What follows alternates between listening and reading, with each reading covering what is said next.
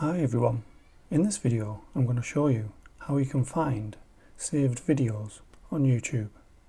So if you find this video helpful, please give it a like and make sure you subscribe for more useful tutorials.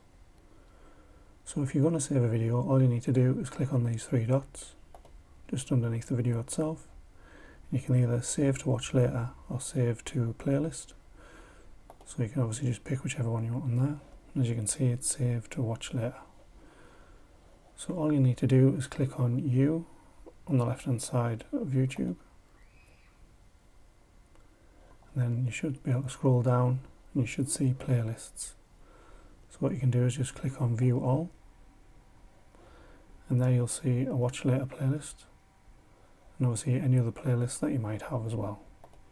So all you have to do is click on View Full Playlist and that'll bring up all the videos that you've saved.